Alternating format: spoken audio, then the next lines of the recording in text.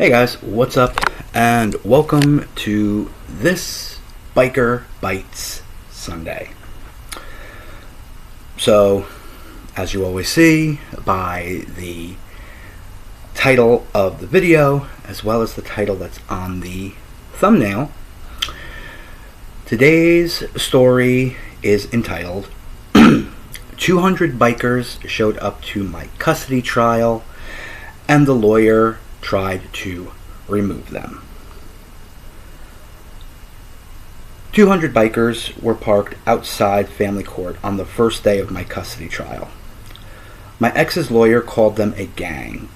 The judge called them something else entirely. But first, you need to understand what I was up against. My wife left me 14 months ago, took the kids to her mother's house, filed for divorce the next week. Full custody. Supervised visitation only. The reason? She said she feared for the children's safety because of my involvement in motorcycle culture. I'm a mechanic. I work on trucks Monday through Friday. I pay my taxes. I've been sober for 11 years. But I ride. And I wear a vest. And I have brothers who ride with me. In family court, that makes you guilty before you open your mouth. My lawyer warned me, said judges see leather and tattoos and they've already decided. Said I needed to look professional. So I bought a suit. First one I've ever owned. Shaved my beard, cut my hair, took off my rings. My daughter saw me that morning. She's 7. She looked at me and said, "Daddy, why are you dressed like a stranger?" That about broke me. My ex was already inside the courtroom. New boyfriend in the gallery.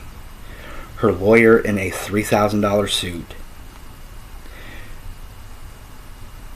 Shuffling papers like she'd already won. The hearing lasted 4 hours. 4 hours of someone explaining why my life made me a bad father. Why the way I dress and the people I know and the bike I ride meant my kids weren't safe with me. When we broke for the day, I walked out the front door. That's when I saw them.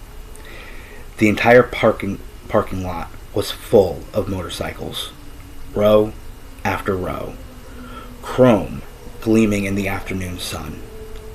Standing along the courthouse steps, silent and still, were my brothers, hundreds of them. Vests and patches of men and women who'd driven from 3 states away. Not one of them said a word. Their presence said everything. My club president walked up and handed me my vest. "Put it back on, brother. You don't need to dress like someone else to be a good father." I held that vest and tried not to fall apart. Then my ex's lawyer came out and saw the parking lot. She went back inside and filed a motion to have every single one of them removed. What happened next is something I'll never forget. The motion was filed at 4:47 p.m. on a Tuesday. Emergency request.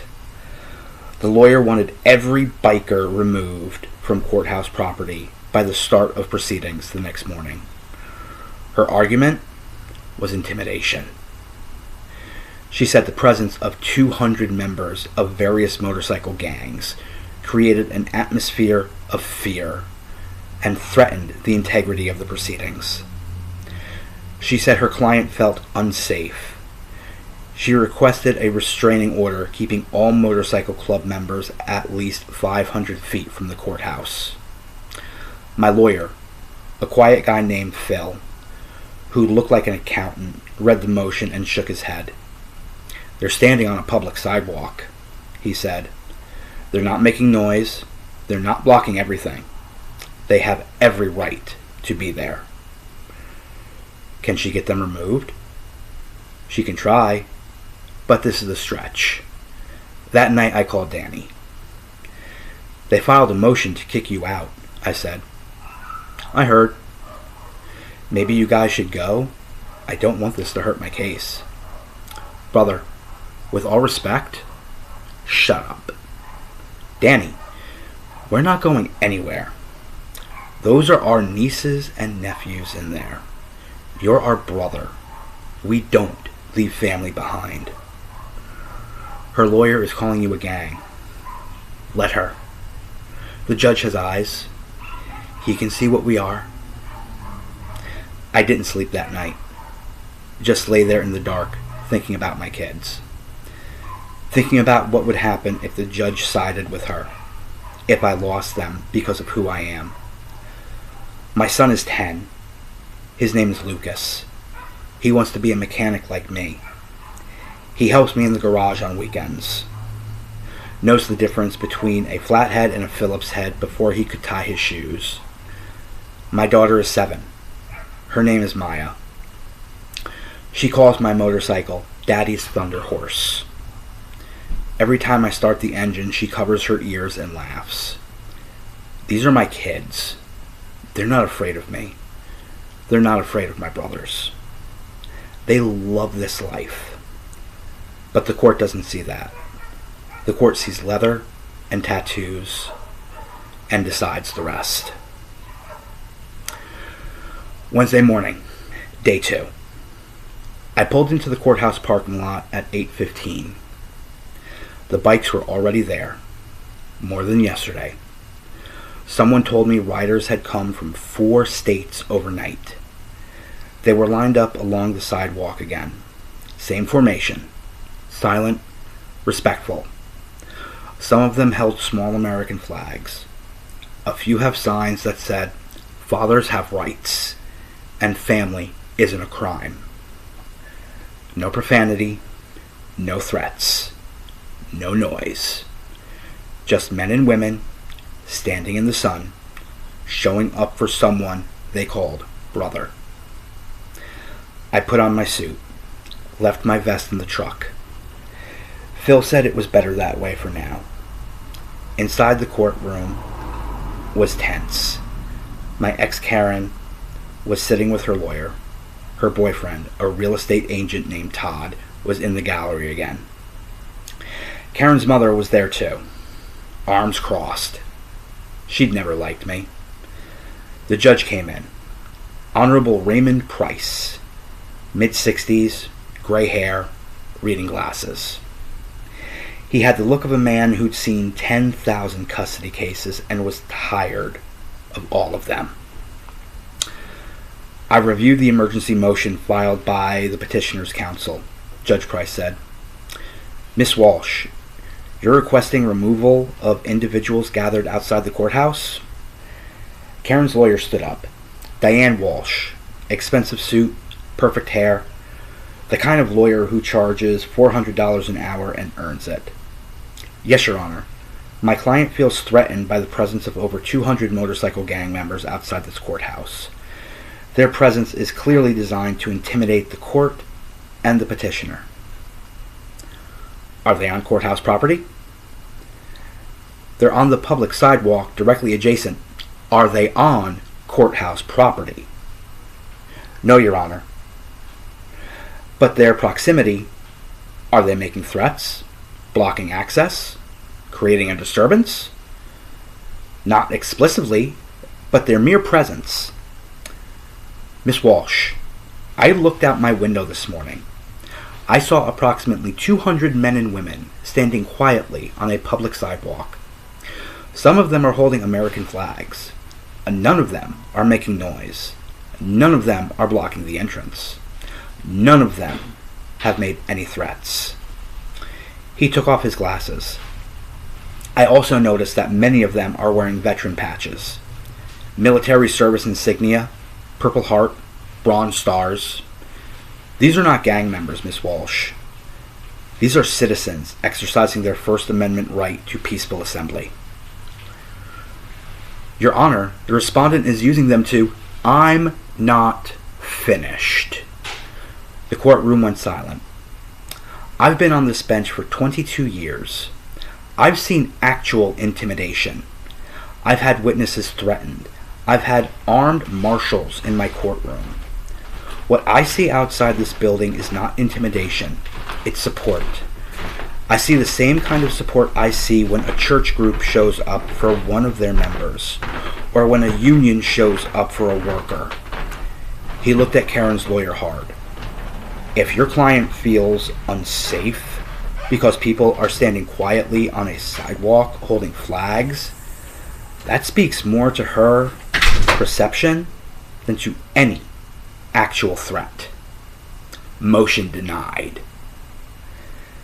Phil didn't react, but under the table he gave me a thumbs up. Karen's lawyer sat down. Her face was tight. She wasn't used to losing.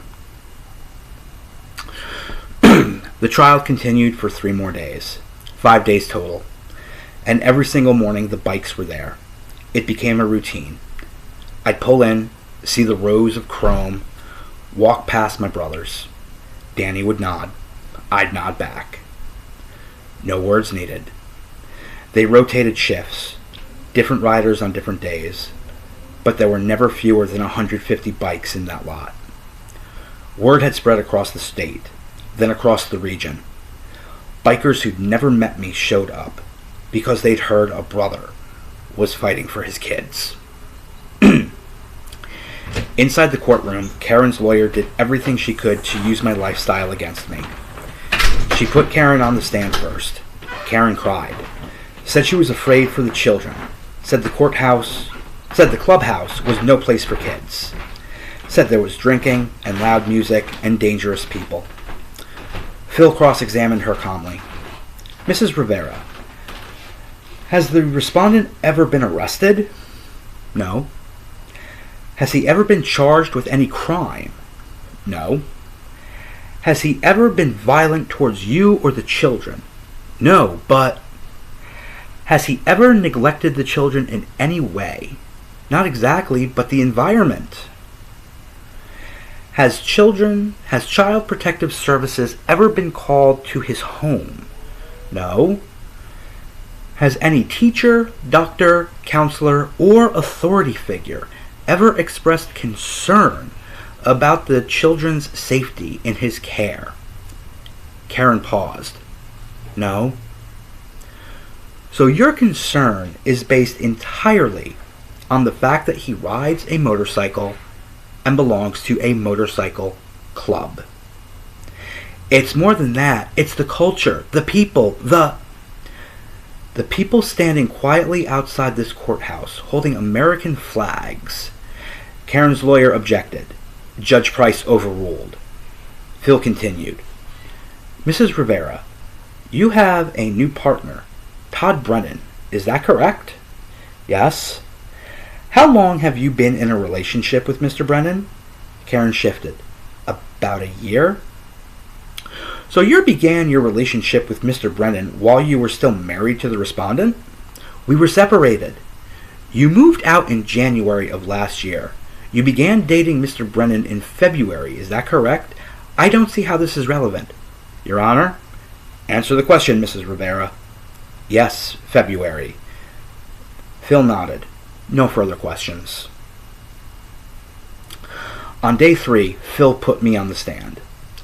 Tell the court about your typical week with the children, he said. So I did. Monday through Friday, I work at the truck shop. When I had the kids, I'd pick them up from school at 3:15. Help with homework, cook dinner, bath time, stories before bed. Saturdays, Lucas and I would work on bikes in the garage, while Maya had dance class. Karen used to take her to dance. After she left, I took over. Never missed a class. Sundays we'd ride. Lucas on the back of my bike, Maya in the sidecar I'd built specifically for her. We'd ride to the lake, or to the park, or just through the countryside. Did the children ever express fear about riding? Phil asked. No, they loved it. Did they ever express fear about your club members? No, my brothers are their family. Danny's their Uncle Danny. His wife Linda watches them when I work late. They have birthday parties at the clubhouse. They know every member by name. Mr. Rivera, why do you want custody of your children? I looked at the judge, not at Karen, not at her lawyer, at the man who would decide my children's future. Because I'm their father. Because I love them more than anything in this world. Because they're happy with me. They're safe with me. They're loved. My voice cracked, but I kept going. I know what people see when they look at me. They see the leather, the tattoos, and they make assumptions. But those assumptions aren't who I am.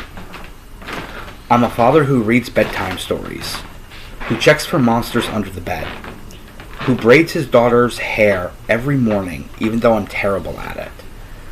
A few people in the gallery laughed. Even Judge Price smiled slightly. I'm not perfect. I know that.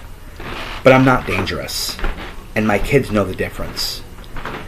Karen's lawyer cross-examined me, tried to trip me up, asked about drinking at the clubhouse, asked about criminal records of club members, asked about noise complaints from neighbors. I answered everything honestly. Yes, people drink at the clubhouse. No, the kids aren't around when they do. Yes, some members have records. So do some teachers and accountants and real estate agents. Yes, neighbors have complained about noise. We fixed it. Moved events inside, built a sound wall. Mr. Rivera, do you think a motorcycle clubhouse is an appropriate environment for children? I think a place where my kids are loved by hundreds, by a hundred aunts and uncles who would do anything for them is an appropriate environment. Yes. Day 4 was character witnesses. Phil called Danny first, my club president. Cleaned up nice, wore a button-down shirt, still had his vest on over it though. He wasn't hiding. How long have you known Mr. Rivera? Phil asked. 21 years. Since we were both working at the same shop. What kind of father is he? Best father I've ever seen. And I've seen a lot. Can you give an example? Danny thought for a moment. Last winter, Maya had a dance recital. Same night as our club's annual fundraiser. Biggest event of the year. Jake was supposed to lead the ride. What did he do? He sat in the front row of a school auditorium, watching a 7-year-old dance to some song from a cartoon movie. He filmed the whole thing on his phone, showed it to every person at the clubhouse the next day. He skipped the fundraiser without hesitation. Didn't even think about it. Karen's lawyer cross-examined Danny hard. Asked about club activities, about arrests of members, about alcohol. Danny answered calmly, respectfully, never raised his voice. Mr. Hernandez, isn't it true that your club has been investigated by law enforcement? We were looked at once, 3 years ago. They found nothing, because there was nothing to find. We're a motorcycle club, ma'am. We ride bikes. We do charity runs. We raise money for veterans. That's it. And the 200 people outside, that's not intimidation? Danny looked at her steadily. Ma'am, I've been to war. I know what intimidation looks like. What's outside is love. Those are people who drove hundreds of miles because a good man is about to lose his children for no reason. If that's intimidation, then every family that shows up to support someone in court is guilty of the same thing. Judge Price wrote something down. Phil also called Lucas's baseball coach, Maya's dance teacher, my neighbor, the woman who runs the food bank where our club volunteers every Thanksgiving. They all said the same thing. Good father. Good man. Kids are happy. Kids are loved. Karen's lawyer called her witnesses too. Karen's mother, who'd never approved of me, a neighbor who didn't like the noise, a child psychology expert who'd never met my children but had opinions about high-risk environments. Phil dismantled each one on cross-examination. Gently, professionally, but thoroughly. Day 5. Closing arguments. Karen's lawyer went first. She painted a picture of danger, of rough men and loud bikes, and a world unsuitable for children. She used words like risk and exposure and inappropriate influences. She pointed towards the window. Your Honor, the very fact that 200 motorcycle club members have surrounded this courthouse for 5 days tells you everything you need to know about the environment those children would be exposed to. Phil stood up slowly. Your Honor, I'd like to address that point directly. He walked to the window, looked outside. There are 212 motorcycles in that parking lot today. I counted. Those motorcycles belong to men and women who took time off work, rode hundreds of miles, and slept in motel rooms and campgrounds to stand on a sidewalk for 5 days. They didn't do it because someone asked them to. They did it because they believe in something. He turned back to the judge. They believe that a man shouldn't lose his children because of what he wears. They believe that being part of a community that loves you doesn't make you dangerous. They believe that family isn't defined by appearance. He paused. Ms. Walsh called them a gang. Your Honor, with respect, I've never seen a gang hold American flags. I've never seen a gang stand in silence for 5 days without a single incident. I've never seen a gang drive 600 miles to support a father they've never met. He walked back to the table, put his hand on my shoulder. Jake Rivera is a mechanic, a veteran, a sober man, and a devoted father. He braids his daughter's hair. He coaches his son's baseball team. He cooks dinner every night. He reads bedtime stories, checks for monsters. His voice softened. He is not a danger to his children. He is exactly what his children need. And the 212 people standing outside this courthouse know it. That's why they're here. Not to intimidate, not to threaten, but to testify in the only way they can that this man deserves to raise his kids. Phil sat down, and the court went silent. Judge Price took 2 days to issue his ruling. 2 days where I didn't eat, didn't sleep, just sat in my garage staring at my daughter's little helmet hanging on the wall next to mine. Danny came over both nights. Didn't say much, just sat with me, drank coffee, kept me from losing my mind. On Friday morning, we went back to the courthouse. The bikes were there again. I don't know how they knew, but they knew. The courtroom was packed. Karen was there with Todd and her mother. I was there with Phil.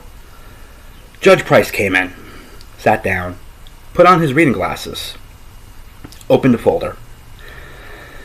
I reviewed all testimony, evidence, and arguments presented by both parties, he said. I've also conducted my own review of the children's school records, medical records, and statements from their teachers and counselors. He looked at Karen. Mrs. Rivera, I have no doubt that you love your children, but love is not the only factor in a custody determination. I must also consider stability, consistency, involvement, and overall well-being of the children. He looked at me. Mr. Rivera, I'll be honest. When I first reviewed this case and saw the words motorcycle club, I had concerns. That's my own bias, and I'll own it. He took off his glasses. But this court heard 5 days of testimony. And in those 5 days, not a single witness presented any evidence that you have ever harmed, neglected, or endangered your children. Not one. What I did hear was that you coach baseball, that you attend dance recitals, that you cook dinner and braid hair and check for monsters, that your children are healthy, happy, and loved. I also observed something outside this courthouse that Ms. Walsh characterized as intimidation. I disagree. What I observed was a community, a family, people who believe in a man enough to stand in the heat for 5 days to show it. He put his glasses back on and read from the paper. It is the ruling of this court that joint legal custody be awarded to both parents, with primary physical custody awarded to the respondent, Jake Rivera. Primary custody to me. Visitation to the petitioner will follow a standard schedule. Both parents are ordered to support the children's relationship with the other parent and to refrain from disparaging each other in the children's presence. He closed the folder. Mr. Rivera, I want to say something on the record. Being a biker does not make you a bad father. This court will not punish a man for how he dresses, what he rides, or who he calls family. What matters is how you treat your children. And by every measure presented to this court, you treat them with love, dedication, and devotion. He banged his gavel. Court is adjourned. I don't remember walking out of the courtroom. I remember Phil shaking my hand. I remember the hallway being blurry because I was crying so hard. I couldn't see. I couldn't remember walking out the front doors and seeing Danny at the bottom of the steps. He didn't ask. He saw my face and he knew. He hugged me. Bear hug. The kind where your feet almost leave the ground. Then the sound started low at first. The building. 212 people clapping, cheering. Fists in the air. Horns honking. Not because they'd won something. Because a father hadn't lost his children. Danny handed me my vest. I put it on over my suit. It felt like putting on armor. Like being myself again. Someone started their engine, then another, until the whole parking lot was rumbling. 212 motorcycles.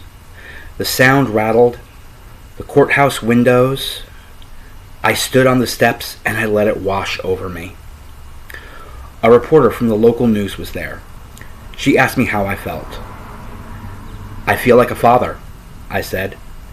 Same as I've always felt. That was 8 months ago. Lucas and Maya live with me. Karen gets them every other weekend and Wednesday evenings. I am not perfect. Co-parenting never is. But we're making it work. Maya still calls my motorcycle Daddy's Thunder Horse. Lucas still helps me in the garage. We still ride on Sundays. Danny comes over for dinner every Tuesday. Linda watches the kids when I work late. The club throws Maya a birthday party every year. 30 bikers singing happy birthday to a little girl in a princess dress. It's the most beautiful thing you've ever seen. I still have the suit. It's in the back of my closet. I'll never wear it again. Not because I don't respect the court, but because I shouldn't have to be someone I'm not to deserve my own children. Judge Price taught me that, and 212 strangers on motorcycles confirmed it. I framed the custody order and I hung it in my garage, right next to Maya's little helmet and Lucas's first wrench. Every time I look at it, I think about those 5 days, about the brothers and sisters who drove hundreds of miles for a man some of them had never met, about Danny handing me my vest on the courthouse steps, about a judge who looked past the leather and saw a father. People ask me all the time what it meant, having 200 bikers show up at my custody trial. I tell them the same thing every time. It meant I wasn't alone. It meant my family was bigger than I knew. It meant that who I am was never something to be ashamed of. And it meant that my kids got to keep their father. That's what brotherhood is. You show up. You stand. You don't leave. Even when someone tells you to. Especially then. So, that's it for this Biker Bytes Sunday. As always, I hope you guys enjoyed.